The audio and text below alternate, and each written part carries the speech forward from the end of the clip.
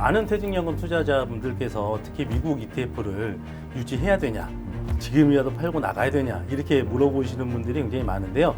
트럼프 대통령 재집권 하면서 관세 이슈가 좀 불거지면서 시장이 좀 조정이 있었는데 미국은 여전히 글로벌 혁신의 중심이다. 네, 이렇게 말씀드릴 수 있을 것 같습니다. 지금 제일 중요한 것은 원금 보장형에 대한 투자가 여전히 너무 높습니다. 퇴직연금 400조, 500조 시장이긴 합니다만은 아직도 많은 금액들이 그냥 예적금에만 들어가 있습니다. 퇴직연금 같은 경우는 가장 큰 문제는 뭐냐면 수익률이에요. 수익률이 너무 낮다. 우리나라 투자자들이 굉장히 보수적입니다. 너무 원리금 보장형 상품에 많이 투자를 하고 계시기 때문입니다. 일본 같은 경우 실적 배당형 상품에 얼마나 투자할까? 일본 50%가 넘어가거든요. 네, 오히려 우리나라보다 더 많습니다. 내 노후를 어느 정도 보장해 줘야 된다 그러면은 물가 상승률이라든가 예금이라든가 이런 부분보다는 훨씬 더 수익률이 어느 정도 나와줘야 되는 거거든요. 안녕하세요. 고품격 미장 토크쇼 미국 주식 넘버원 미장원의 이종원 원장입니다. 오늘 저와 함께 시공과 장르를 넘나들며 시원한 수다의 장을 펼쳐주실 미래세 자산운용 연금솔루션 본부 송선만 팀장, 하나자산운용 ETF 퀀트솔루션 본부 김승현 본부장 두 분 나와 계십니다. 안녕하세요. 네, 안녕하십니까? 안녕하세요. 안녕하십니까? 자, 본격적으로 메인 주제. 퇴직연금도 서학개미가 대세. 왜 미국으로 갈까입니다. 오랜 기간 묵혀둬야 하는 이 연금인 만큼 요새 미국 주식형 ETF 상품에 관심을 많이 가지게 되는데요. 퇴직연금 시장에서도 미국 주식에 투자하는 서학개미들이 늘어나고 있다. 광활한 미국 시장에서 고를 수 있는 종목이나 상품도 굉장히 많을 것 같은데 연금개미의 서학화 이게 얼마나 많이 좀 이쪽으로 들어가 있는지 궁금하거든요. 어떻습니까? 네, 실질적으로 퇴직연금 계좌에서 미국 대표지수 ETF로만 굉장히 많은 돈이 들어왔는데요. 네. 1분기만 해가지고도 전체적으로 뭐 퇴직연금 포함을 해가지고 전체적으로 한 2조 원 정도 2조 원. 네, 대표지수로 들어왔고요. 퇴직연금 계좌에서만 본다 그러면은 저희 타이거 미국 S&P 500하고 그다음에 타이거 미국 나스닥 100 같은 대표지수 ETF로는 잔고만 한 1조 4천억 원 정도 됩니다. 네. 그래서 S&P 500 ETF가 한 6,300억 정도 되고요. 그다음에 나스닥 100 ETF가 5,300억 원 정도 됩니다. 그래서 이렇게 굉장히 많은 자금이 저희 대표지수 ETF, 특히 미국 대표지수 ETF로 들어오고 있다. 이렇게 보시면 될 것 같습니다. 그렇군요. 이제 서학개미들이 퇴직연금 계좌에 ETF를 담는 거에 대해서 굉장히 긍정적인 스탠스를 보고 있는 것 같은데 이런 시장의 변화 어떤 의미로 좀 해석이 가능할까요? 네, 우선 저는 이 서학개미라는 표현보다는 이 스마트 인베스터라는 표현을 좀 더 쓰고 싶습니다. 네, 이 얘기를 뭔가 좀 어필하시는 것 같아요. 이 얘기 왜 드리냐면 해외 자산에 투자하는 것은 다른 이유가 아닙니다. 그게 더 수익률이 과거에 훨씬 더 높은 수익률을 보였기 때문이고 앞으로의 기대 수익률 또한 국내 주식보다는 좀 더 높은 미들맨이다. 맞습니다. 그런 것들이 있기 때문에 스마트 인베스터 분들이 결국 미국 또는 해외형 그 ETF에 계속 투자를 한다 이렇게 볼 수가 있을 것 같고요. 결국 중장기적으로 꾸준한 수익률을 좀 냈다는 것 자체가 투자자 입장에서는 국내보다 좀 더 해외 그리고 어떻게 보면 당연하다고 볼 수 있는 게 전 세계 시가총액을 보더라도 미국이 차지하는 비중 한 40%가 좀 넘습니다. 저희가 주식 투자를 하더라도 한 반 정도에 해당하는 금액은 미국 또는 관련된 ETF에 투자하는 것이 이 전체 시가총액으로 보더라도 좀 더 일반적인 아니면 좀 더 현명한 그런 투자 습관이라고 저희가 생각하고 있습니다. 그렇군요. 스마트 인베스터라는 표현이 굉장히 인상적인데 네. 연금을 투자하는 입장에서 보자면 당연히 이제 꾸준히 성장하는 시장을 찾으려고 하고 이제 그게 미국 시장 또 미국 관련된 ETF라고 네네. 보면 될 것 같은데 이 성장지수 펀드 ETF에 꾸준히 투자하는데 글로벌 경제를 대표하는 시장, 그게 미국 시장이고 그렇기 때문에 제격이다라고 이제 말씀을 해주신 것 같아요. 뭐 S&P 500 지수를 추종하는 ETF를 선택해서 뭐 장기적으로 보유하시는 분들도 많을 것 같고 진짜 어디에 투자를 많이 하고 있습니까? 주로 많이 투자하시는 게 방금 말씀드렸듯이 이제 미국 대표지수 ETF를 가장 많이 투자를 하고 계시고요. 그리고 미국 대표지수 ETF뿐만은 아니라 이런 그 성장형 ETF에도 굉장히 많이 투자를 하고 계십니다. 뭐 예를 들어 드리면 저희 타이거 미국 테크 탑 10이라든가 아니면은 저희 타이거 미국 필라델피아 반도체 ETF라든가 이런 ETF에도 굉장히 많이 투자를 하고 계시고요. 또 오히려 좀 인컴이라든가 배당 관련되어 있는 ETF도 관심이 굉장히 많으세요. 그래가지고 타이거 미국 다우존스 ETF라든가 아니면은 뭐 30년 국채 커버드 콜 이런 그 배당이라든가 인컴 ETF 그러니까 두루두루 투자를 하고 계시는데 굉장히 구조적인 자산 이동이다. 이렇게 보고 있습니다. 그러니까 어느 정도 성과가 나는 쪽으로 자금이 몰리고 있고 그 자금 자체가 어떻게 보면은 나스닥이라든가 S&P 500이 코스피보다 워낙 성과가 좋았기 때문에 그런 쪽으로 움직여 가는 이런 자금의 이동, 투자자의 이동이다 이렇게 보고 있습니다. 실제 수익률은 어느 정도 좀 나오고 있나요? S&P 500과 나스닥 같은 경우에는 아마 최근에 투자를 막 시작한 분들은 조금 성과가 안 좋으실 겁니다. 그렇겠죠. 네, 네. 트럼프발 무역 전쟁, 관세 이슈가 좀 있기 때문에 좀 안 좋습니다만 그래도 기간을 뭐 1년, 5년, 10년, 50년 이렇게 넓혀 보면은 그래도 연평균 뭐 조금 숫자 기간에 따라 다를 수 있습니다만 그래도 한 두 자릿수 정도까지의 연평균으로 수익률을 기대를 할 수 있다는 점이 굉장히 좀 긍정적인 요인이라고 생각을 하고 있고 역시나 기간을 좀 길게 가지고 가면 갈수록 기대되는 연평균 수익률이 더 커진다라는 것을 저희가 보게 된다면 아무래도 장기 투자하는데 미국 또는 해외 이 자산이 좀 더 맞지 않나라고 저희가 생각하고 있습니다. 아, 그렇군요. 아무래도 이제 S&P 500 지수라든가 뭐 이런 것들을 추종하는 이제 ETF 상품들이 미국 전체 시가총액의 약 80% 정도를 이제 해당하는 대형주들을 이제 포함하고 있거든요. 그러다 보니까 미국의 어떤 경제 전반적인 상황을 어필할 수밖에 없고 ETF의 뭐 1년 수익률이 정말 잘 나올 때는 뭐 25% 이상도 좀 상회하는 모습을 나타내는 것 같아요. 예. 궁금한 게 이제 기본적인 내용일 것 같습니다만 퇴직연금 계좌 투자, 일반 계좌 투자 어떤 차이가 있을까요? 뭐 가장 큰 차이는 이제 세금 처리 방식이라고 보셔야 될 것 같아요. 일반 계좌에서는 펀드라든가 ETF를 매매를 하시게 되면 매도하거나 배당을 받으셨을 때 바로바로 이렇게 세금이 이제 원천 징수돼가지고 나오는데 퇴직연금 계좌 같은 경우는 반면에 이런 이익이 바로 발생하지 않고 이후에 그 퇴직연금을 수령하는 이 시점으로 이연이 됩니다. 이런 부분을 우리가 과세 이연 제도라고 하는데요. 그래서 이 과세 이연 효과의 가장 큰 부분은 어떻게 보면 복리 구조라고 보셔야 될 것 같은데 이렇게 세금을 어떻게 일반 계좌에서는 징수를 하는데 네. 퇴직연금 계좌에서는 세금을 징수하지 않기 때문에 그 세금만큼을 복리로 더 굴려갈 수 있다라는 그런 효과가 있습니다. 그렇기 때문에 이런 퇴직연금처럼 20년, 30년 장기적으로 끌고 가야 되는 이런 자산 같은 경우는 과세 이연이 되어가지고 복리로 끌고 갈 수 있는, 굴릴 수 있는 게 일반 계좌의 차이점이라고 보셔야 될 것 같고요.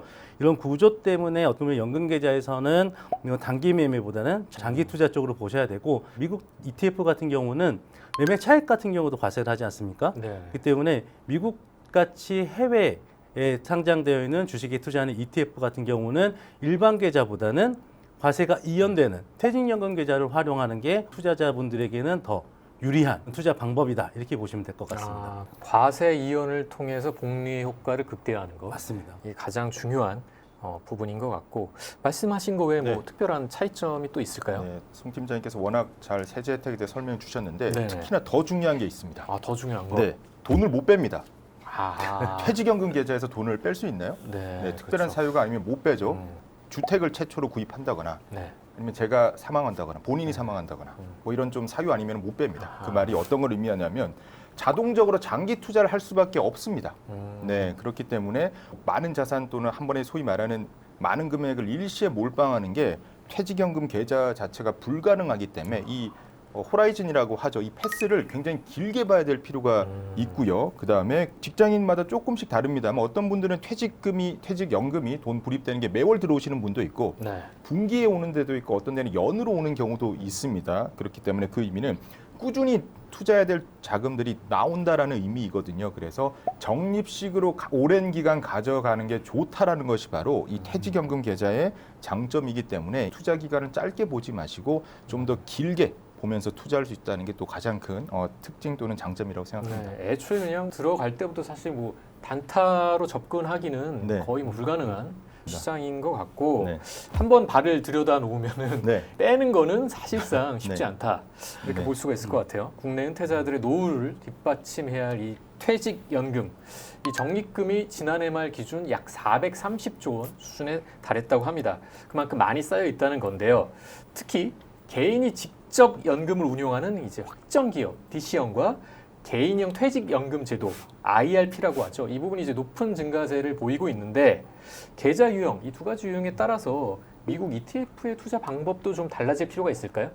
일단 기본적으로 DC하고 IRP 같은 경우는 투자 주체 자체가 가입자 본인입니다.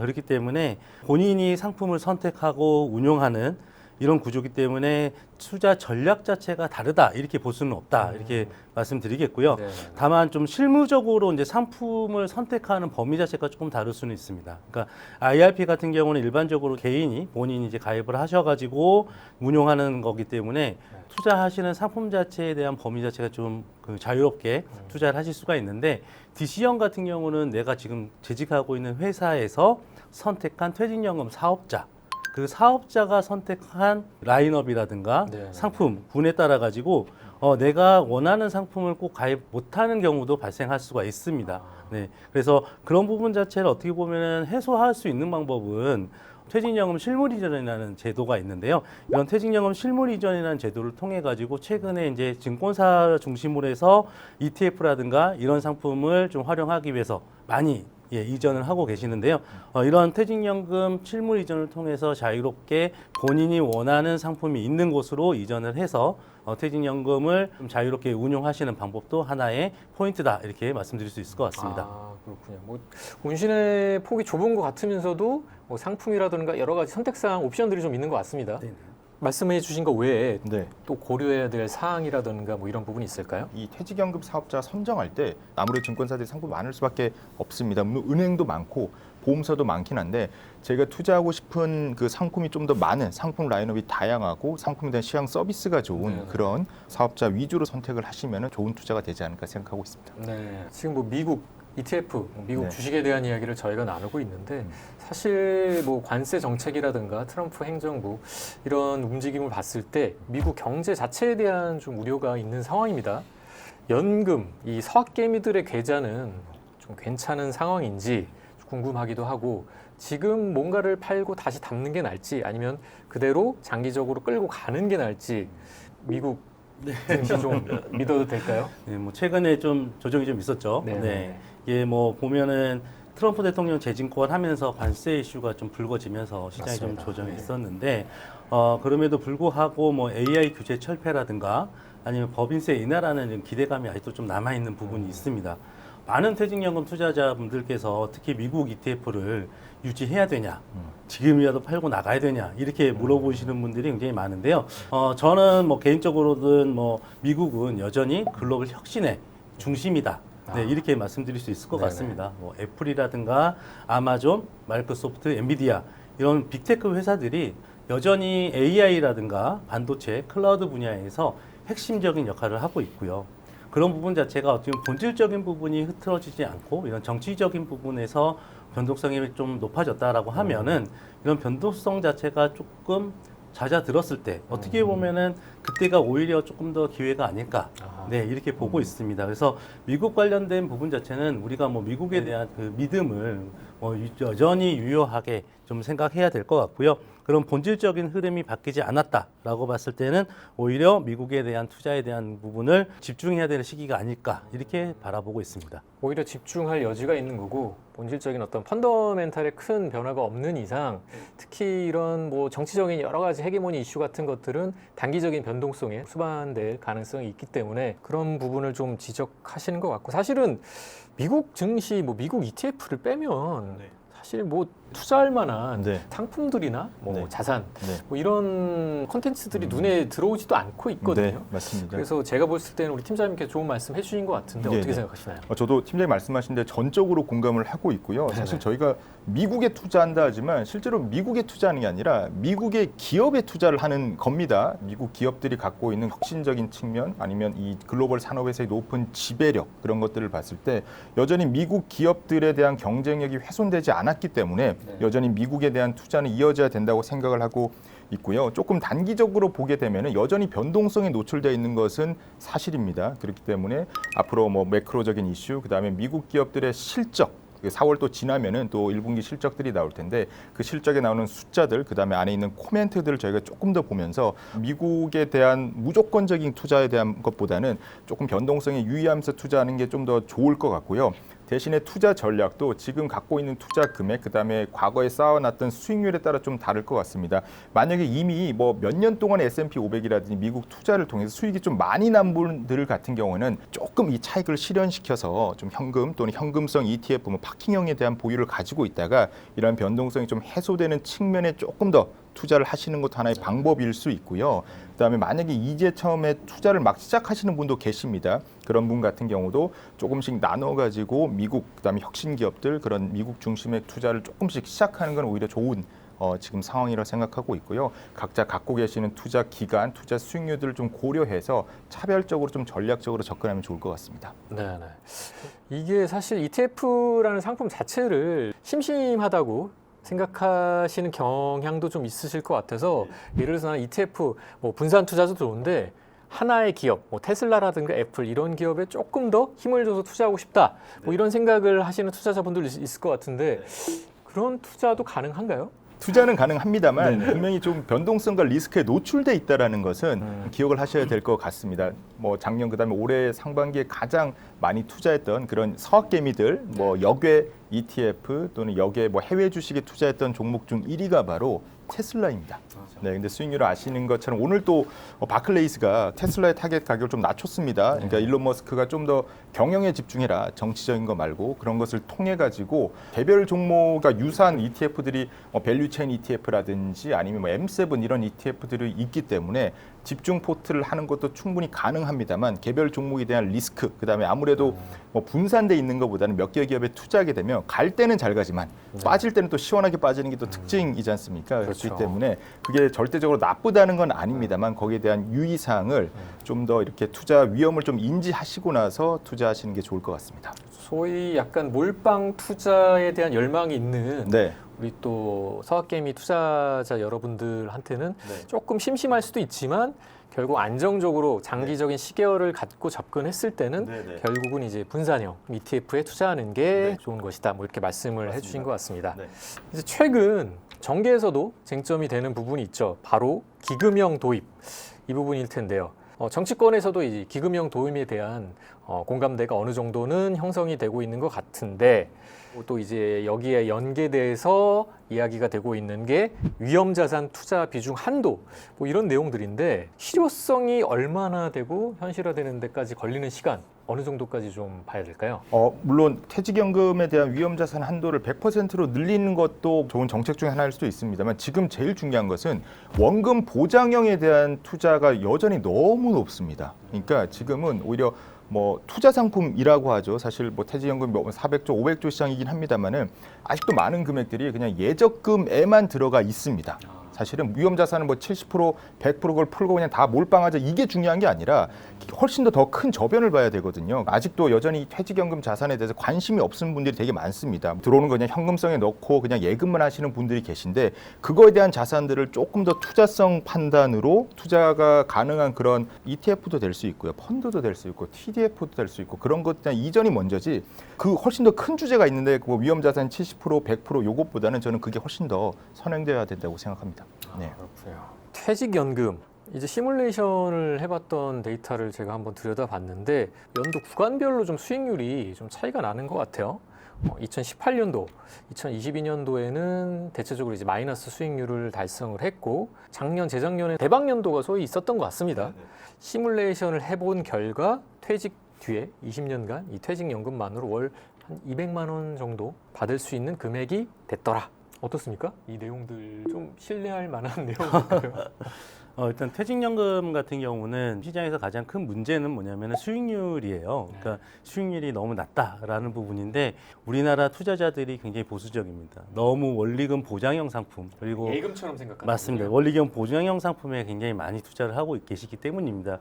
비단 뭐 일본 같은 경우 우리가 생각하기에 우리나라보다 더 보수적이니까 그럴 것 같아요. 퇴직연금을 그러면은 실적 배당형 상품에 얼마나 투자할까라고 본다 그러면은 일본 50%가 넘어가거든요. 네, 오히려 우리나라보다 더 많습니다. 상당히 예. 높은 수치가. 그러니까 우리나라보다도 많고 이 퇴직연금 같은 경우는 내 노후를 어느 정도 보장해 줘야 된다 그러면은 어느 정도 물가 상승률이라든가 아니면은 뭐 그 예금이라든가 이런 부분보다는 훨씬 더 수익률이 어느 정도 나와줘야 되는 부분이거든요. 그래서 지금 원리금 보장에서 실적 배당형으로 넘어가줘야 되는 부분이고 이 실적 배당형으로 넘어갈 때 어떻게 보면은 변동성이 큰 상품보다는 저희는 자산 배분 상품. 그러니까 뭐 일단 뭐 TDF라고 말씀드릴게요. 그러니까 TDF처럼 이런 자산이 배분되어 있는 상품에다가 장기 투자하기를 권유를 드리고 있습니다. 그래서 퇴직연금 자산의 코어 상품 자체는 TDF라든가 이런 자산 배분형 상품으로 구성을 하셔야 돼요. 손실이 발생할 위험이 굉장히 낮아진다는 부분이 있습니다. 그렇기 때문에 이제 코어 상품은 일정 부분 수익률을 가져가면서 원리금 보장형이라든가 물가 상승률보다 높은 수익을 가져가면서 손실이 발생할 확률이 굉장히 낮아지는 이런 자산 배분형의 TDF의 코어를 잡아놓고 네네. 거기에서 미국 ETF라든가 아니면 테마 ETF라든가 이런 부분으로 내가 플러스 알파의 수익을 가져갈 수 있는 이런 세틀라이트 전략을 같이 가져가시는 게 굉장히 좋은 방법이라고 생각을 하고 있고요.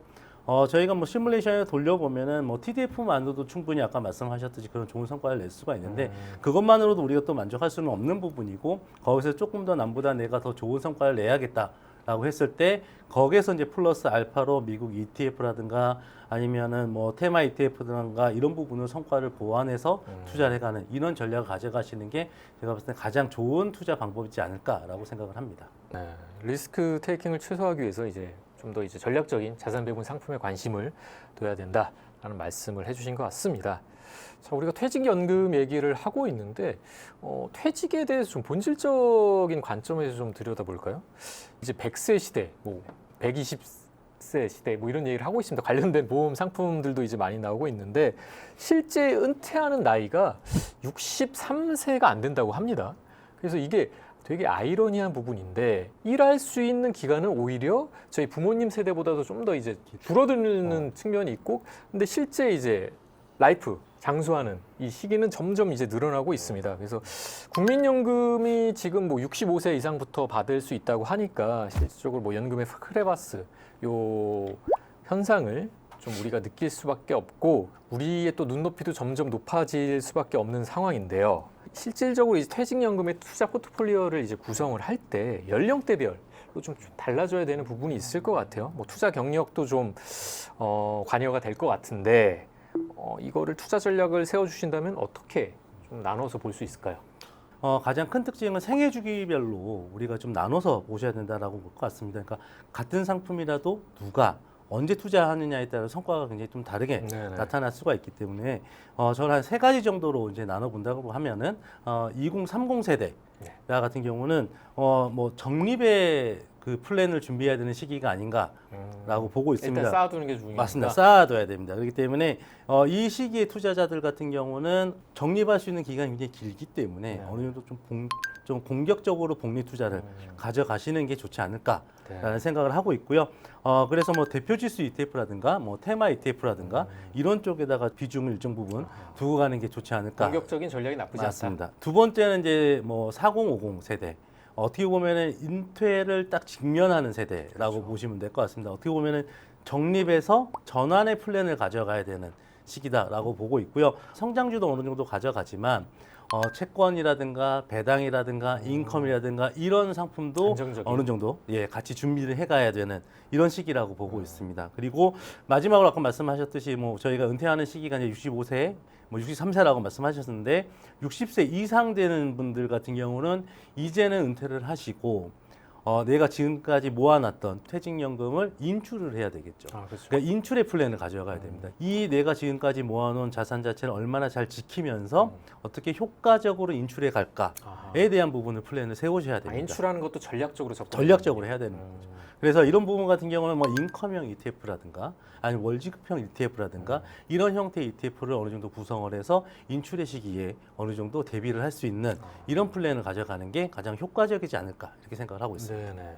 퇴직연금 진입부터 최종 엑시트 할 때까지 무조건 다 전략이네요. 전략이 필요한 거고. 내 시기에 따라 가지고 생일 주기에 따라 가지고 적합한 전략을 구사를 해야 되는 거죠. 네, 적합한 전략. 여기에 걸맞는 구간별 또 세대별 시기별로 적합한 상품이라든가 ETF에 대한 이제 관심, 투자 전략도 세워야 될 텐데 무엇을 우선으로 봐야 될 것 같습니까? 제가 드리고 싶은 말씀은 반드시 이 꾸준히 장기 투자라는 말씀을 꼭 사실 드리고 싶습니다. 네. 제가 예전에 한 5년 또는 10년 동안 S&P 500 또는 미국 배당 다우존스에 대해서 매월 적립식으로 투자하는 것에 대한 시뮬레이션을 사실 했었는데 적립식으로 투자하는 것 자체가 당연히 거치식보다 훨씬 더 높은 뭐 성과를 냈고 확률적으로도 수익이 날 가능성이 훨씬 더 높았고요. 그다음에 저희가 적립할 때 뭐 특정 날에 적립을 하는 경우도 있고 아니면은 매월 중에 좀 장이 좀 더 빠진 날을 골라서 좀 매수를 하는 날도 있는데 5년, 10년 이 통계를 했을 때 아무 상관 없습니다. 결과적으로.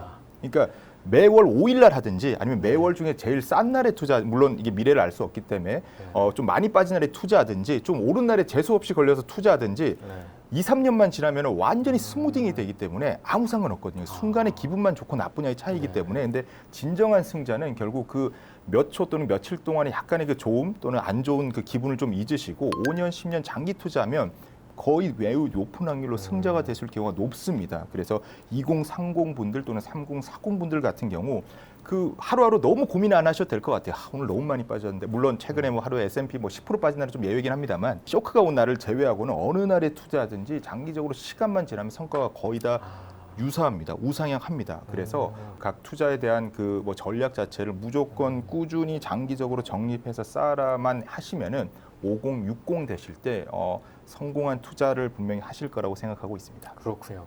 장기 시계열로 봤을 땐 어느 시점에 어느 자산에 이제 배분하느냐 뭐 이것도 중요하긴 하지만 네. 결국 ETF 상품이라든가 이런 것들은 결과물을 놓고 봤을 때는 상향 평준화된 네. 그런 성적표를 보여주기 때문에 맞습니다. 너무 단기적인 그런 성과에 매몰될 필요는 없다. 네. 그런 말씀을 주신 것 같습니다.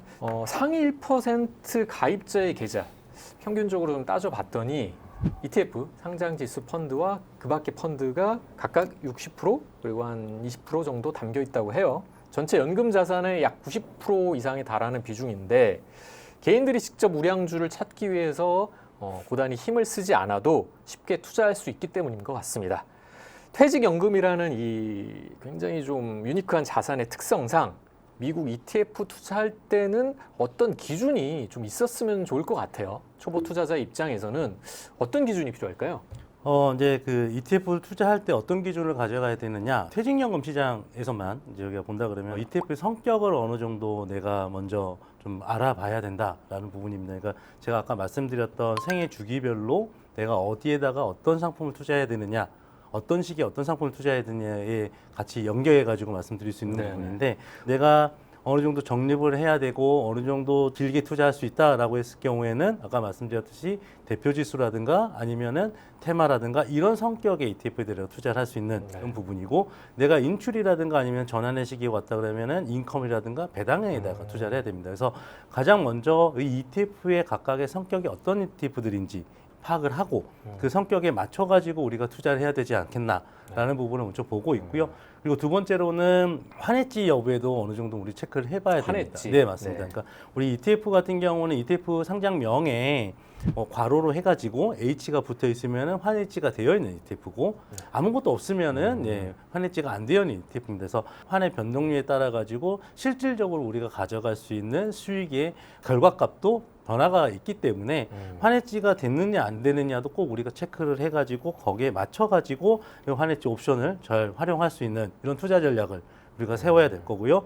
마지막으로는 비용 부분도 우리가 검토를 해봐야 됩니다. 뭐 동일한 지수를 추종하는 ETF, 동일한 테마에다가 투자하는 ETF도 있지만은 비슷한 컨셉의 ETF 중에서도 비용이 좀 저렴한 ETF들도 있기 때문에 가성비를 좀 네, 그렇죠. 따져봐야 뭐 무조건 비용이 저렴하다고 해서 좋은 건 아니지만 그래도 어느 정도 운용 규모도 있고 거래량도 있는 ETF 중에서도 그나마 좀 총보수가 좀 저렴한 ETF를 투자하는 게 우리가 퇴직연금 장기적으로 투자하는 거기 때문에 장기적으로 봤을 때 조금 더 효율적인 투자가 되지 않겠나라는 부분입니다. 그래서 정리해서 말씀드리면은 첫 번째로는 어떤 성격의 ETF를 나에게 맞는 ETF인지 우리가 잘 파악을 해야 되는 게 첫 번째가 될 것 같고요. 그리고 환해지 여부를 체크를 해가지고 그 상황에 맞는 상품을 투자하는 거, 그리고 마지막으로는 비용이 어느 정도 좀 저렴한 상품에 투자하는 게 가장 현명한 기준이 되지 않을까 생각됩니다. 위험률을 좀 낮추면서 가성비까지 좀 생각하는 네. 그런 전략이 필요한 것 같은데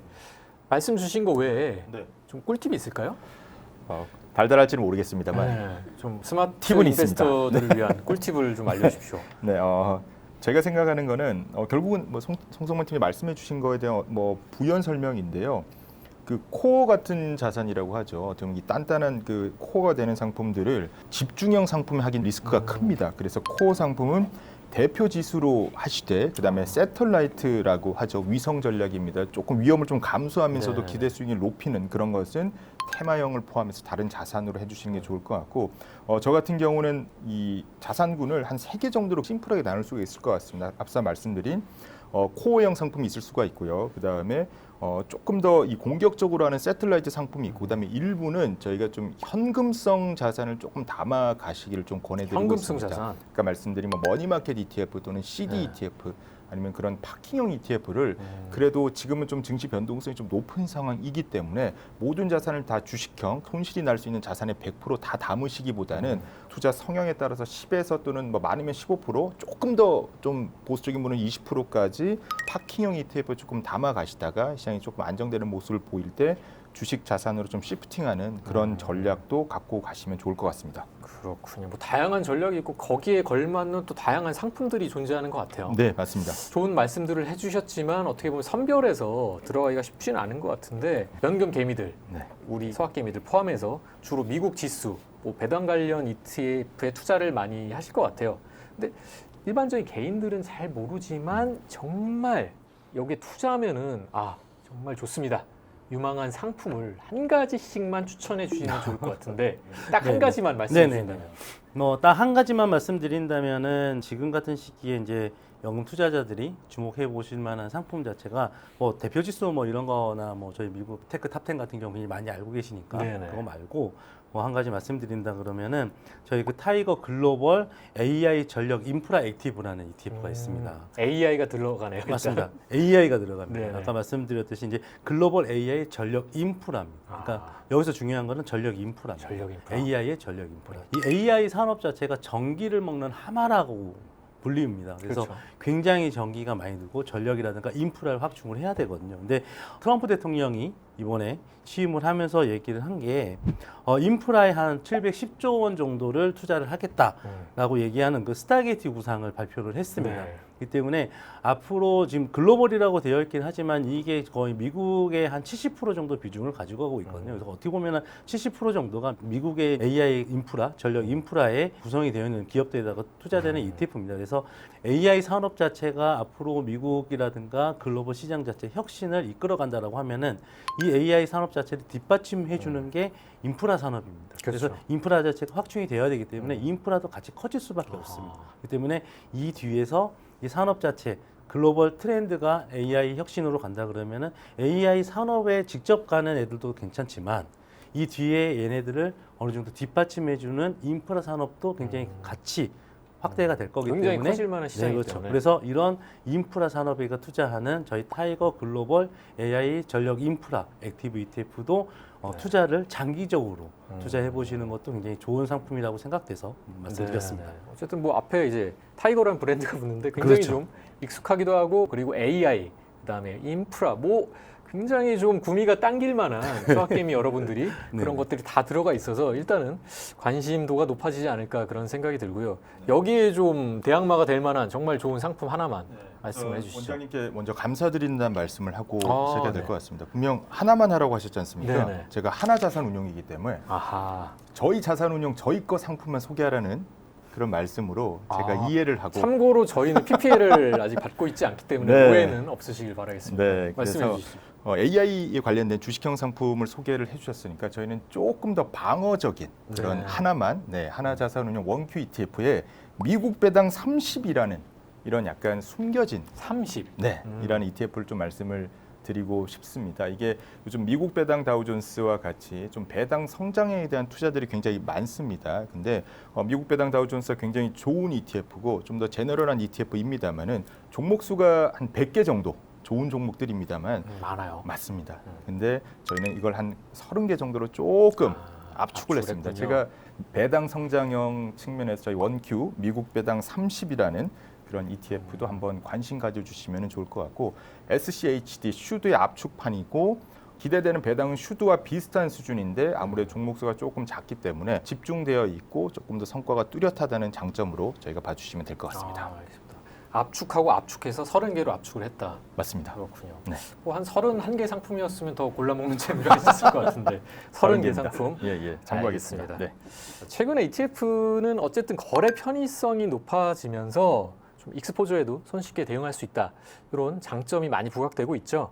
그래서 최근에 시가총액 비중이 아니라 뭐 특정 테마에 속한 종목을 동일 비중으로 투자하는 일종의 어떤 전략형 테마 ETF도 좀 성행을 하는 것 같아요.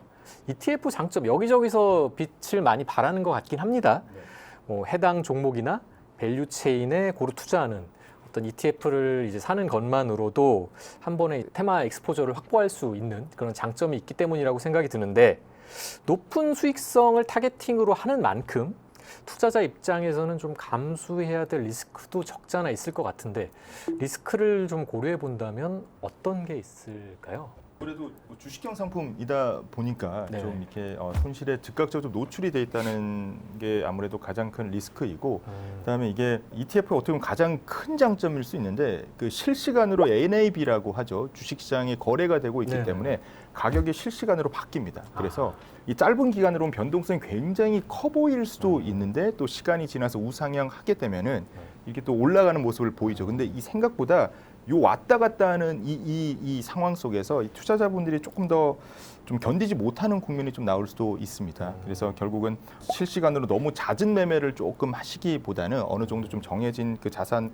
뭐 플랜에 따라 가지고 언제 적립식으로 투자한다든지 아니면 뭐 특정 제가 투자하고 있는 뭐 원큐 미국 S&P 500 ETF가 있으면 요게 이날만큼은 2% 이상 빠진다. 그러면은 원래 이날은 내가 더 투자할 생각이 없었는데 그럼 기존에 있는 그 파킹형 ETF의 자금을 바로 매도를 하고 바로 매수를 한다든지 이런 식의 좀 투자 플랜들을 좀 계획하는 게 좋습니다. 맨날 호가창만 보면은 이게 되게 사람이 흔들리거든요. 그렇죠. 근데 미리 전략을 세워서 하면 좋고 그다음에 어떻게 보면 ETF의 장점일 수 있는데 결제일이 T+2일이긴 합니다만 실시간으로 제가 매도를 하고 나서 T2의 자금이 들어오기 전이라도 그 예수금이 있기 때문에 바로 매수가 가능하거든요. 그래서 주식형 자산에서 안정형 자산으로 갔다가 다시 안정형 자산 매도하고 바로 그날 또 주식형 자산을 매수할 수 있는 장점이 있기 때문에 오히려 그런 이 결제 상황에 이 지연이 없다는 장점을 이용해 가지고 좀 더 주식형 자산 또는 좀 더 파킹형 자산을 좀 왔다 갔다 하면서 그럼 투자를 하시고 좀 길게 투자하시는 게